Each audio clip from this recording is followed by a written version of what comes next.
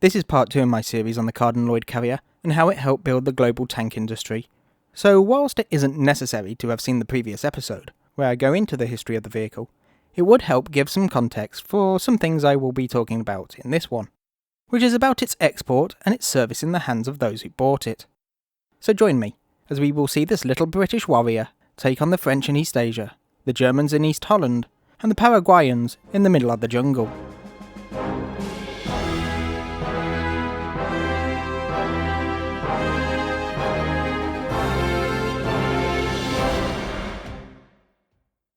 So first, let me answer the question of why would anyone want to buy it in the first place. At the start of the 1930s, many nations were looking to modernise their armed forces. New weapons, aircraft, artillery, motorisation, and of course, tanks. The only issue with that last one is, there's only two nations really building and exporting them. Britain and France. The latter mostly offered up its Great War era fleet of Renault FT tanks. They were old, slow, and maintenance heavy. Any spare parts would have to come from France, and usually weren't produced anymore. But it had up to 22mm of armour and a turret-mounted machine gun or low-velocity 37mm cannon. On the other side of the channel, you had Vickers being given the all-clear to sell some of their more recent goodies, like the Medium Mark II, the brand new 6-ton Mark E, or, if money's tight, there is the Carden-Loyd Tankette. It was kind of like the FT, in that it had a two-man crew. It was armed with a machine gun, although it wasn't fully traversable. It wasn't as well armoured, but it made up for it in speed. The maintenance costs are lower though, as engine parts could be salvaged from any Model T Ford. Oh wait, it only costs how much? That's right folks, you can have your own tank force for the low cost of £400 per vehicle. Well, roughly anyway. It would vary depending on the factors, but it would still be a bargain. For the context of what that would be in today's money, it's approximately £21,500, or for those who only understand freedom, that's less than $29,000. Now, yes, adjusting for inflation isn't an exact way to calculate the value of something from almost 100 years ago. But not long ago, there was a company that would build you a fully working replica of the Carrier for £20,000. I have no idea if they're still around though. For those still struggling, this is a 1930 Humber Snipe, a premium car for its time. It was £410 just for the chassis.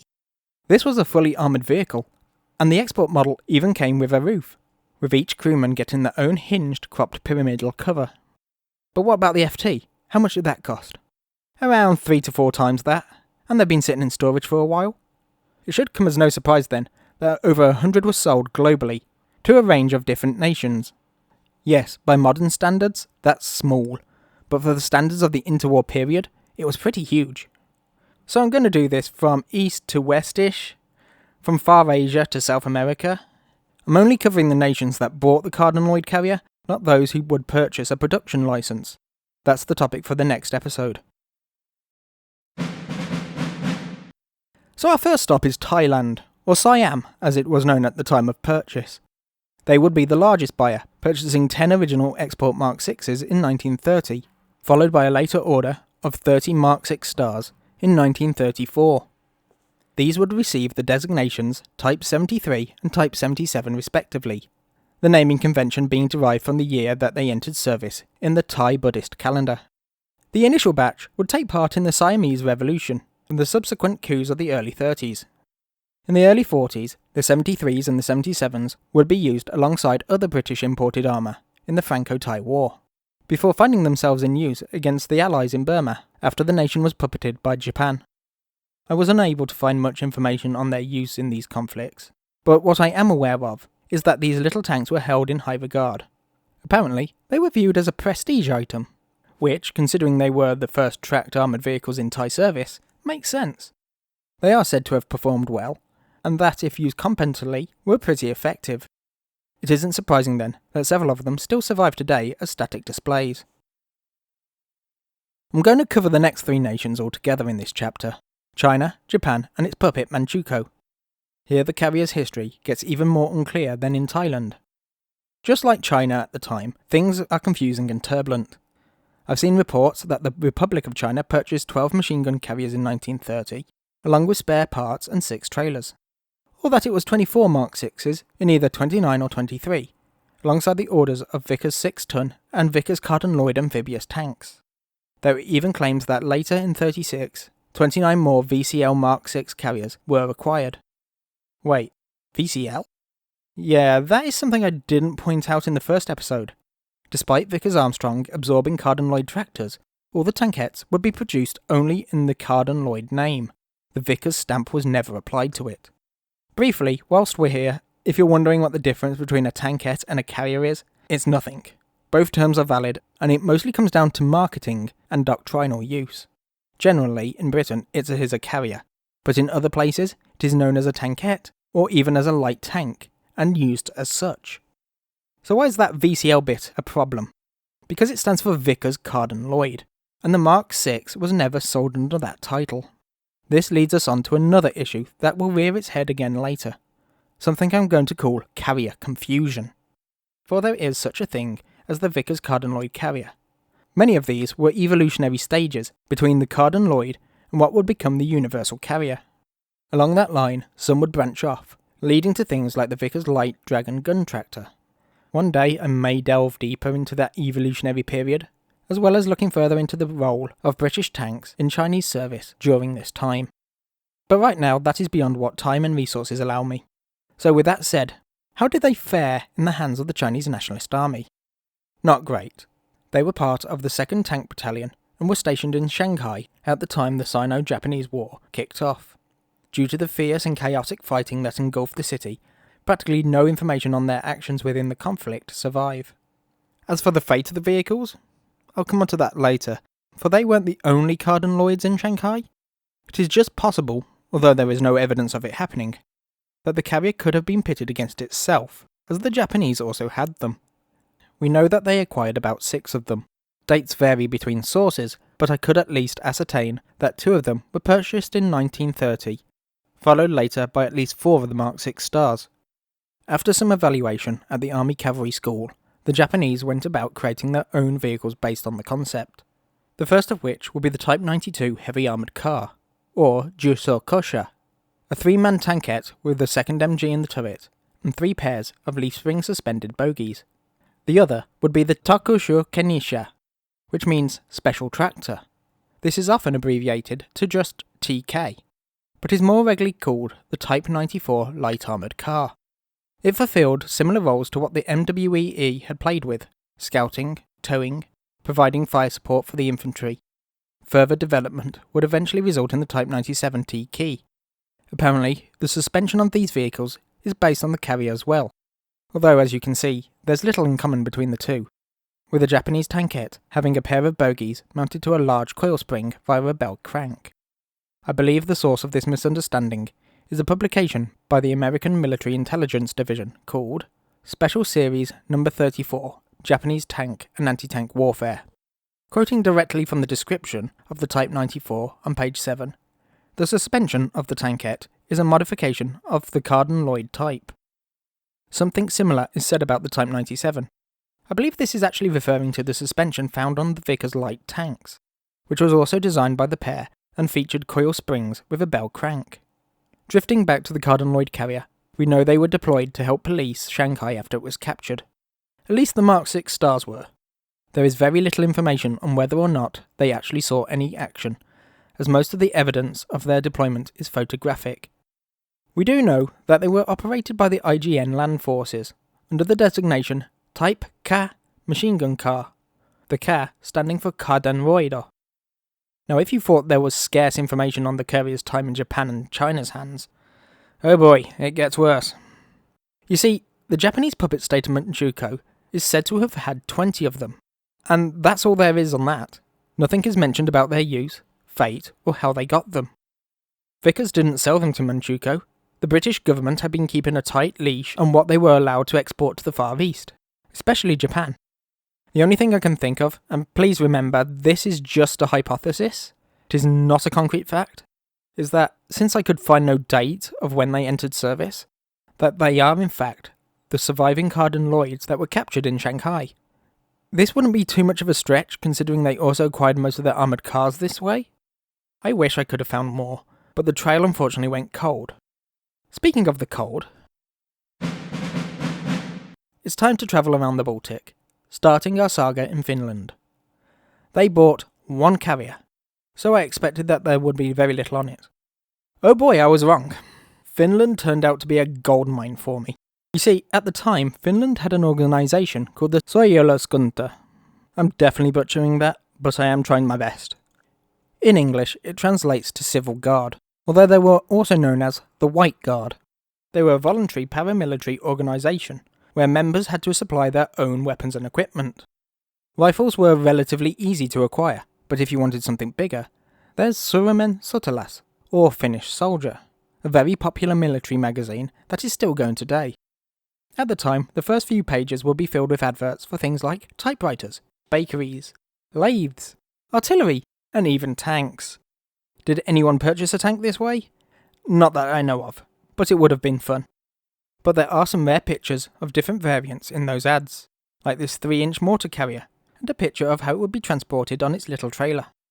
What is of more interest is this article from the December 1932 issue, titled, Warfare of the Future, What Will It Look Like? It seems the Finns had been paying close attention to the developments of the MWEE, Tank Corps, and the mechanisation of the British Army. In fact, the Carden-Loyd is referred to twice in the article, both times as a machine gun and ammunition transporter for the infantry and cavalry. It should come as no surprise that they wanted to emulate these developments, but with Finland's military budget being quite limited, there was only so much they could do. The next year, they would see the single Carden-Loyd Mark VI Star join the small fleet of Renault FT tanks, followed soon after by a Landsverk L182 armoured car. These were assigned to the cavalry to conduct their own experiments in mechanisation, before forming the independent Panzer Squadron alongside the Vickers 6 tons in 1937.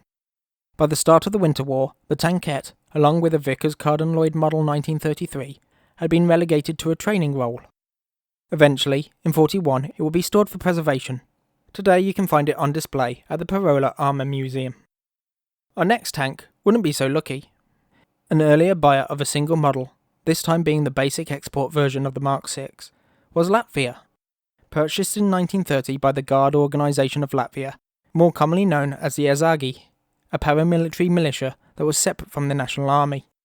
They would use it as a training vehicle mostly, but it would see some use later on the streets of Riga, during Karis Ilmanis's successful coup on the 15th of May 1934. The Ezagi, who supported him, would use it to deter and probably suppress any protests. Fortunately, it was a bloodless affair. It would later be joined by 18 Vickers light tanks in 1936, before pretty much disappearing after Latvia's annexation by the Soviet Union in 1940.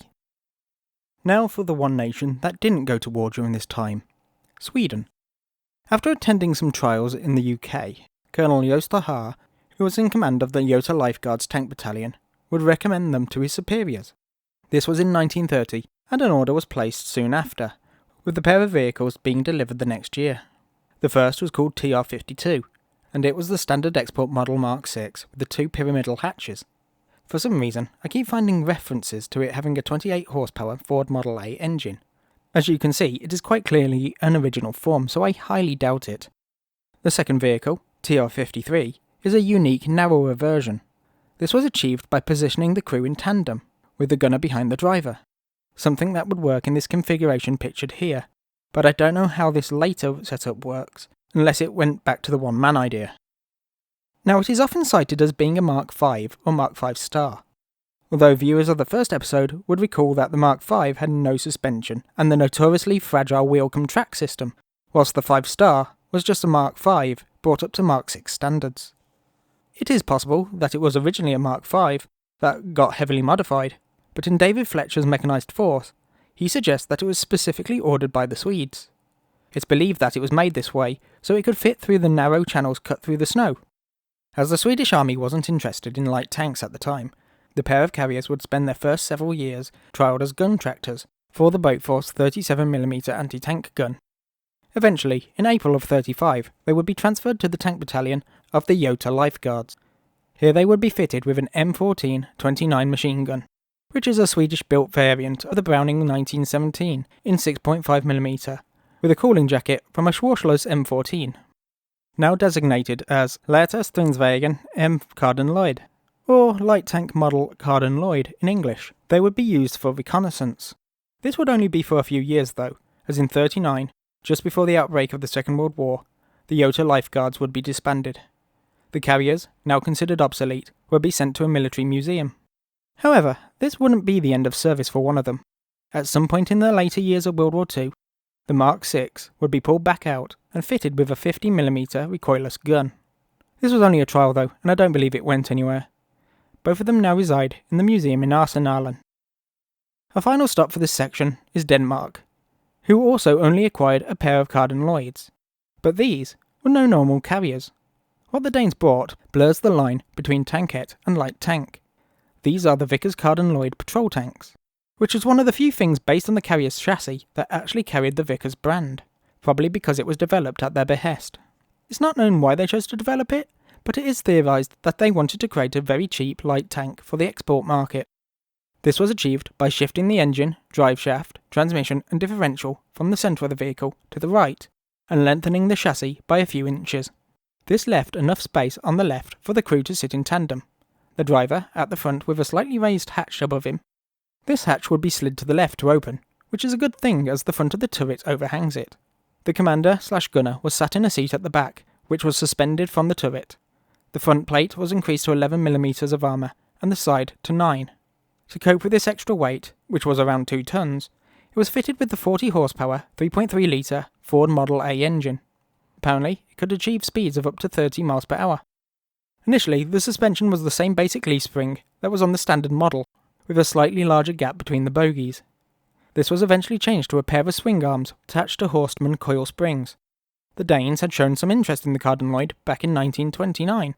Despite being offered one on loan, nothing became of this, as the Danes had very limited budget. After some false starts in developing an armoured force, by 1932 the Danes were looking for a budget tank. Of course, the patrol tank was just that. Owing to some delays, the prototype wouldn't arrive till August to undergo trials. After 6 weeks, the results were in, and they were not looking good. It struggled off-road, on-road it was difficult to steer, and neither was helped by the fact the tracks would regularly be thrown off. However, it was the best of the worst, as the other vehicles that Denmark was trialling at the time weren't faring any better. In the end, the decision was greatly influenced by the cost, and the patrol tank was just over £1,000 in price. Today, that would be roughly £44,000, the same price as a brand new Ford Mustang. Out of the two, I'd know what I'd choose. The patrol tank, definitely the patrol tank. Yes, it's a bit rubbish and completely impractical, but it does have a certain charm to it. Now, if the choice was between the patrol tank or the 66 Mustang Fastback, hands down I'm taking the Ford. Anyway, where were we? The prototype the trials was conducted with was sent back, along with an order for 2 production vehicles. These would be built in a mirrored layout to the prototype, as well as having extended track guards. The other key detail was a different turret front. The prototype had a Vickers-Berthier machine gun in a water-cooled armoured jacket. The Danes wanted to fit their own 8x54mm Madsen M1924 instead. There were also a few more vision slits, handles, additional towing gear, and a pair of ramps mounted to the sides, acting as both a side skirt and to be used to assist with trench crossing. They were registered as FP4 and 5 upon their delivery in August of 33. Unfortunately, they weren't in the best shape when they did so. They were in such bad condition that Vickers had to dispatch a team of engineers to fix the problems, as the Danes were threatening to consider the contract as void. Even after the problems with the suspension, cooling and exhaust system were sorted out, the performance was considered lacklustre. The training department was dubious of their effectiveness, and the high command began to share those doubts. However, they would also make an argument in support of these vehicles, one that essentially boiled down to, beggars can't be choosers. They were cheap, and would do the job for crew training, at least until other options became available, or more importantly, affordable. This would never materialise though, and in 1937 the tanks were registered as emergency vehicles, being placed into storage until a time where they would be needed. That time wouldn't materialise either. Well, it would, but when the Wehrmacht invaded in the April of 1940, the Danes capitulated within a few days. Today, only FP5 survives, housed at the Danish War Museum. His brother mysteriously vanished, but is believed to have been scrapped. The reason I talk about the patrol tank here and not on the previous video is because it really was Denmark's tank, as no other nation bought it. Despite it being cheap, it wasn't Mark VI cheap, and the market was actually being filled up with other cheap vehicles at the time. Vickers did try to rectify this by offering an even cheaper option of the police tank, by returning to the original leaf suspension and reducing the armour thickness to 6mm all round. They managed to reduce the costs to only £700, and for an extra £50 you could get it equipped with bulletproof glass blocks in the cupola. Of course it didn't sell either. Oh well.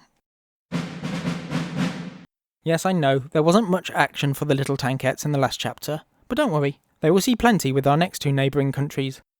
The Netherlands had started experimenting with armoured vehicles in 1927, when they finally purchased a Renault FT. Some of you may already be aware of this, as you've come to my channel after watching History of Everything's 5-minute video on said tank. A big warm welcome to all newcomers. For those who haven't, or don't know him, I'll link it in the description. If you like my stuff, you are sure to enjoy his. If you'd like to avoid some small spoilers, then I'd advise you to pause this video now and go watch it. For those who don't mind, or have already watched it, the Dutch would start negotiating on a contract with Vickers to purchase 6 of the Mark 6s, although it would take 3 years to finalise the deal. That is longer than what it took to get the Renault, and if you remember, that was because the Dutch didn't want to pay more than 25,000 guilders. So how much do you think they got these for? Less than half of that, at 10,000 guilder. That's just over £60,000, or just less than $80,000 in today's money. However, only 5 would ever be delivered, and while it's never stated why, I have a theory that the contract was for up to 6 depending on the cost of production. And frankly, they still got a great deal. As I said at the start of the video, a carrier would cost £400 at the time, which is 21.5 grand today. This means the Dutch got 5 vehicles for less than the price of 3. Granted, they were provided without armament, but honestly, that's still a steal. The Dutch would fit them with their own Great War vintage Vickers machine guns that they had in reserve. The only other difference these carriers had from the other stock export models was the mounting of a gun shield over the MG. This would limit the gunner's field of view, but would of course provide them with greater protection. For reasons I will go into shortly, the vehicles would receive names instead of tactical numbers. Going with the theme of wild cats, there would be Puma, Leopard, Lynx, Jaguar and Panther. They were given to the Korpsrijdende Artillery, Corps Mobile Artillery, but would not be allocated to any field army. Because of this, they were never deployed in major training exercises, just some small skirmish ones. This was all due to the same reason they were not given tactical numbers. The threats they were required to face wasn't from foreign hostilities, but domestic, and they wouldn't have to wait long for that need to appear. Still suffering the effects of the Wall Street crash back in 1929 and the economic crisis that followed, the Netherlands was facing high rates of unemployment in the major cities. In July of 1934, news broke that there was going to be a 10% cut to social benefits. In the Jordaan area of Amsterdam, a riot erupted. The police deployed their armoured cars, but also requested the assistance of the military. The forces that responded were joined by a pair of Carden-Loyds, Lynx and Puma. Whilst details of their actions here are scarce, the after-action report does suggest that they were quite mobile, as the tracks had been significantly worn down by the road. Apparently, they had been used to roll over barricades, which would have done further damage to the tracks. With the start of World War II, the carriers would be given a new role. Their registration number would be covered by an Air Force roundel, which at the time was an orange triangle with a black border. Although they seemed to still be a part of the Mobile Artillery Corps, they were now used for airfield defence. One would be stationed at Amersfoort, whilst Deventer and Weilhaven would receive 2 each. This was only a precautionary measure, as the Dutch hoped to remain neutral, as they had in the first. Of course, this wasn't to be, and early in the 10th of May 1940, Germany invaded. At around 4 in the morning, Weilhaven was hit by a bombing raid, and its carriers were damaged. The first was completely knocked out with a broken steering gear. The second only had a bit of detritus stuck in the barrel of the MG. It would be pulled back, and the blockage would be cleared just in time for the second attack wave at 4:45. This time paratroopers would land, some pretty close to the remaining carrier. In the effort of falling back, the engine packed in, and so it too was abandoned, but not before the crew had taken the machine gun from it. We don't know what happened at the other airfields, but I wouldn't be surprised if it was a similar story. The Netherlands quickly fell, and the vehicles slipped into German hands. What happened to them after this is not definitively known. Most likely they were scrapped for materials, and Panther may have actually become a Panther. Although before this, they may have been pressed into service as the MG Traeger CL730H, the H standing for Hollandisch. Now I can't actually confirm that, as I couldn't find the citation for it. which is unfortunate as it is part of the mystery I left unanswered in the last episode. Just to update people of what this is, there were claims that the BEF used a number of Carden-Loyd carriers in France. However, there is no evidence that they were actually there. But how then do you explain that next to the listing for the captured Dutch carriers, there is a CL-730E, English? It's not the universal carrier, as that's the Bren 731E. However, this is only from Wikipedia, and I couldn't find a source, so take this with a teaspoon of salt. Now let's move across Holland's other border, to Belgium. Like many nations, the Belgians had first seen the Carden-Loyd trundling around Salisbury Plain as they observed the British military manoeuvres of 1929. For about a year they would negotiate with Vickers that would result in a contract for 6 vehicles with some selected modifications. Those being the exclusion of the armoured hatches that most other export models would receive, a single return roller instead of the wooden skid, and none of the hardware for mounting the machine gun to. Whilst this isn't unusual, as many chose to buy them without armament, preferring to mount their own MGs, saving themselves money as well as avoiding additional complications to their supply lines. But the Belgians had no intention to do this at all, for they weren't going to use them as a machine gun carrier, but a gun tractor. The order was finalised in late 1930, fulfilled by the next year, and trials began in earnest. This usually involved being hitched with either a 76mm field gun or a 47mm anti-tank gun. The results weren't great, unfortunately, the weight of the gun dragging the carrier's speed off-road down to a brisk jog of 9 km per hour. However, like beggars, Belgians can't be choosers. They still performed the job they were required to do, and they were cheap. As for what their job was, well, it was described in a small article in the October 32 issue of Popular Science magazine. They state it was, and note, the gun was only towed on a trailer behind the vehicle, not mounted on it yet, a tank destroyer. That's not me summarising it in modern terms, that's what they actually say. It would be used to quickly move the gun into a position where it could suppress enemy tanks, halting their advance, before rapidly redeploying somewhere else. A year after that article, on October the 11th, the Chasseurs Ardennes and the Frontier Cyclist were formed and the Carden-Loyds were given to them to serve as mobile anti-tank support. Being tracked helped it traverse the rugged landscape of the Ardennes, making the Mark VI perfect for the role. The C-47 F.R.C. Mod 31 anti-tank gun was compact yet punchy, being easily concealable and more than capable at knocking out any tank off the time. The only issue was time. It was found to take longer than what the Belgians would have liked for the gun to be unhitched and set up in position. All the while, the crew would be exposed and unprotected. There had been this idea of mounting the gun onto the vehicle itself, almost as soon as the Belgian army had received them. However, they never actually pursued this idea until now.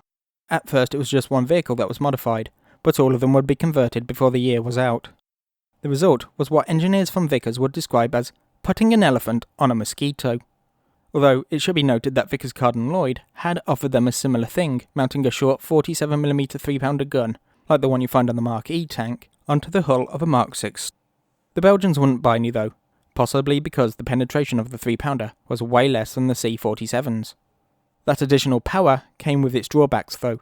The carriers would now start wobbling when driving at speed due to the uneven weight distribution created by the gun being mounted at the front. There was some weight added to the back of the vehicle as well though. A pair of retractable supports had been fitted. These did little to counterbalance the gun, as their purpose was to help brace the suspension and the chassis against the substantial recoil of its firing. Its field of fire was also pretty limited, with the gun only being traversable by 5 degrees either side. The crew did get a little more protection though, thanks to a hinged gun shield.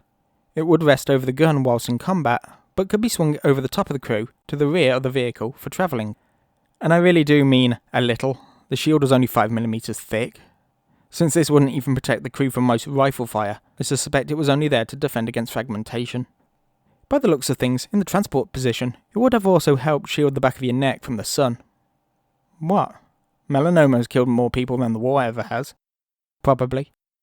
Most of its defence relied on its compact size and ease of concealment, although that won't save the crew if they're outflanked. On the topic of the crew, they were somewhat overburdened. The driver who was on the left was also the gunner, but they would also be the one to get out and deploy the supports at the rear. The commander would act as the loader. He had a choice between armour-piercing and high-explosive rounds, 27 of each for a total of 54 shots. Whilst this setup was faster to deploy than when the gun was towed, Due to all the things the crew had to do to make ready, the time between arrival and firing the first shot was still not efficient for the rapid reaction role. The Belgians would start trying to find an alternative pretty quickly, but until then, these had to suffice. In February of 1934, they would return to service. Eventually, the alternative would be found though. Again, it would be from Vickers Carden-Loyd. Lloyd himself had put forward the idea of mounting the C-47 on the Mark VI Star. This was rejected though, presumably because it wouldn't solve many of the problems. What was eventually chosen was the Light Dragon Mark I gun tractor. This would become the basis of the T-13 tank destroyer. I cover the Dragons and the T-13 in my first history video I made on this channel. I'll link that in the description as well. It's a bit rough, as I was using a headset mic at the time. With the T-13s becoming more numerous, thoughts of retiring the Cardens started to go round. However, the General Staff settled on a different fate for them in the end. In 1938, they were transferred to the Frontier Cyclists. Unfortunately, by this point, they had been well used, and a few of them had completely broken down.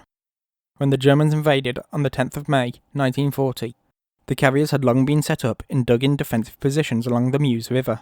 It's here, under the command of the 2nd Regiment's 8th Company, the 4 remaining Carden-Loyds are believed to have fired upon the invaders across the river. They would be ordered to withdraw in the evening of the next day, and unfortunately the carriers broke down during the retreat. They would fall into the hands of the Germans, and were most likely scrapped. But there is a rumour that some were thrown into a canal to prevent their capture. This has never been substantiated though, although there is a bit of a mystery on where the other 2 were. Personally, given their state in 38, that pair could have been possibly cannibalised to maintain the others, but we'll probably never know. Anyway, Belgium would learn its lesson about putting big guns on chassis only ever designed to tow them, and never do it again. I'm joking, they stuck a 90mm on a Lloyd Carrier. These next countries are the places that either bought a few, or none at all, but I found attributed to have done so by certain places. Let's get 2 of them out the way first. Ethiopia and Yugoslavia. I've seen them claim to have some, but there's absolutely no evidence that they ever did. All I can assume that in both cases, someone misidentified Italian CV-33s that had been captured and with these forces photographed. Why am I even bringing them up then? Because I know that some people will ask why I didn't cover them after they've read Wikipedia. Actually, now that I think about it, everyone should ask anyway. Comments are good for the YouTube algorithm. With that sorted, Greece. The Greeks had toyed with the idea of an armoured force since 1925, but due to budgetary constraints, nothing would come of it till 1931. They would acquire one of each variant of the Vickers 6-ton tanks, the A-type with its twin MG turrets, and the B-type with a short 3-pounder. Alongside them would of course come a pair of standard Mark VI export tankettes. Together, they would be used to train crews, look good on parade, and experiment with the use of armoured units within their doctrine.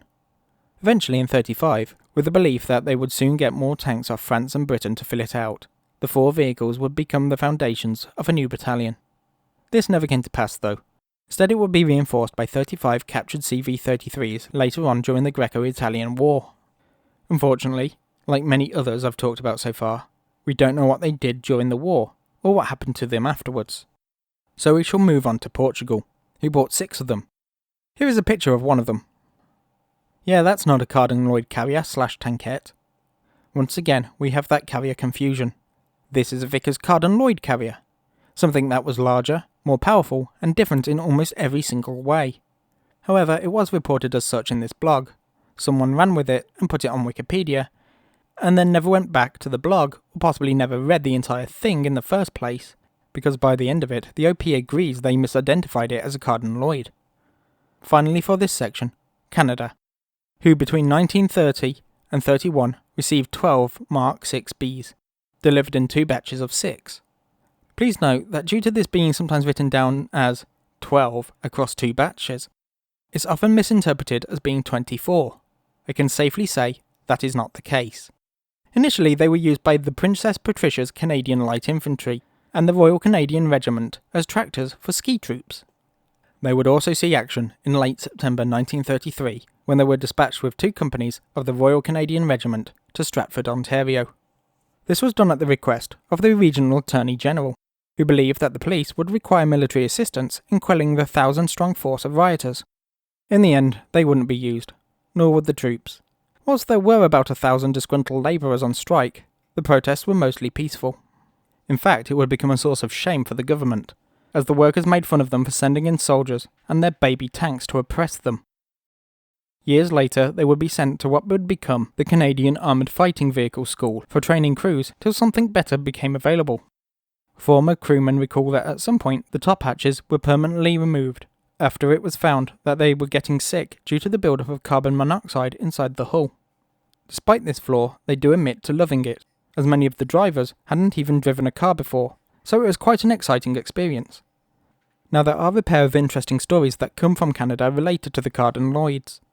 First, Vickers wasn't content in just selling the carriers to Canada. It also wanted its subsidiary, Canadian Vickers, to produce them as well. The deal fell through though. The Canadian government just wasn't interested in the idea of building them domestically. Second, there is a claim that the Canadians tried to re-engine them at some point. I haven't been able to substantiate this, as I don't have the book that the subject is mentioned in, but apparently they managed to squeeze a 3.6 litre Ford V8 in one. Now I wouldn't tend to believe this, but there are these pictures of a Mark 6B with a much larger differential cover on it. I would like to delve deeper on that, but I discovered it rather late in my research. Maybe next time. Finally, we come to South America. It's in this theatre that Britain was not only lax with its restrictions on what Vickers could export to the continent, but actively encouraged them to do so. It would come as no surprise then that many of these nations would come to have a Vickers product in their arsenal, be it guns, ships, or of course armoured vehicles. In 1936, Chile would buy 5 of the standard export models, equipped with Vickers 303 machine guns. They were the first armoured vehicles in Chilean service, and for many years were assigned to the infantry training school. It wasn't till the 9th of November 1944 that they would join the growing number of M3 Stuarts at the newly established motorised unit school to be used for training. They wouldn't remain there long though. There's no given date, but we can assume that it wasn't long after the final shipment of Stuarts had arrived, in 45, that they would be handed over to the Carabineros. Here they would remain till some point in the 1950s. Again, no exact date is given, but I wouldn't be surprised that it was around 53, when the Chileans would receive the Chaffees, Shermans and M8 Greyhounds, that the Carden-Loyds would finally be retired.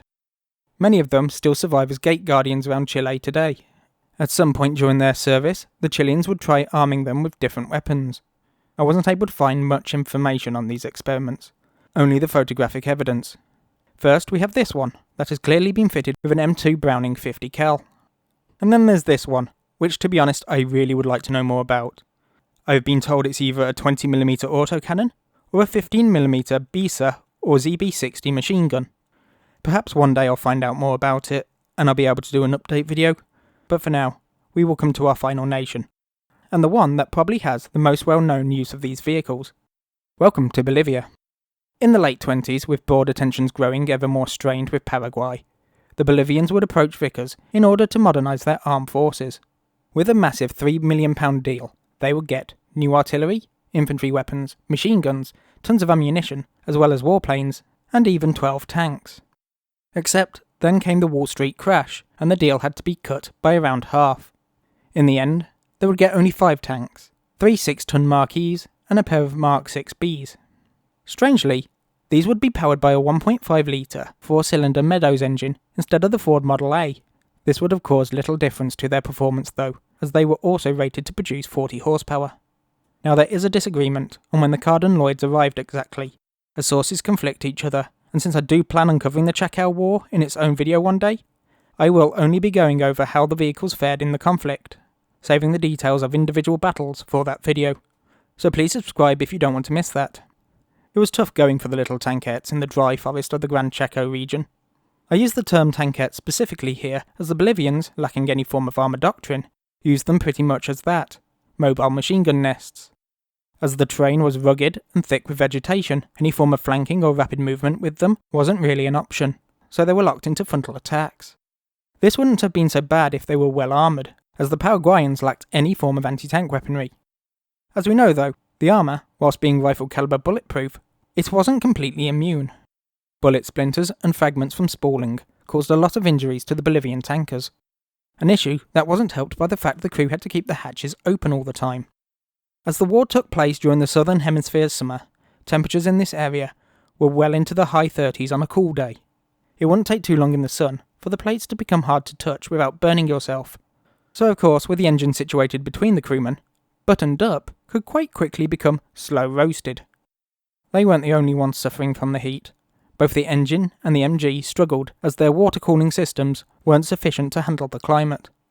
Poor logistics, a lack of infantry support, and the fact that they had been pretty much thrown into combat as soon as they had arrived, meaning the crew had hardly any time to get accustomed to them, didn't help matters either. As a result, many battles would see the vehicles having to be abandoned halfway through the action, only being retrieved afterwards. In summary, the Carden-Loyds were of little use. The environment was against them, the Paraguayans were against them, and even the army was kind of against them. Well, tanks in general, anyway. They saw them as kind of novelties that the Minister of Defence, General Hans, you can pronounce that, a German-born First World War veteran, had insisted on. And there you have it, the tales of this globe-trotting tankette. From one side of the Pacific to the other, the long way round. Yes, it wasn't very auspicious most of the time, but for some, it was the start of something bigger, a cheap step into the realm of armoured forces. Despite its small size, you must admit, it's had a big impact. This of course is only half the story. I didn't call it the grandfather of the tank industry just on the back of what its siblings did around the world. No, for that we turn to its descendants. So hit that like button if you found this interesting. Leave a comment if you have some constructive feedback, or just to tickle the algorithm. Subscribe if you want to see more of me, and click on that bell icon so you'll be notified when the next part comes out. You won't want to miss it, because it's about to gear half of Europe up for war. So thanks for watching, and enjoy the rest of your day.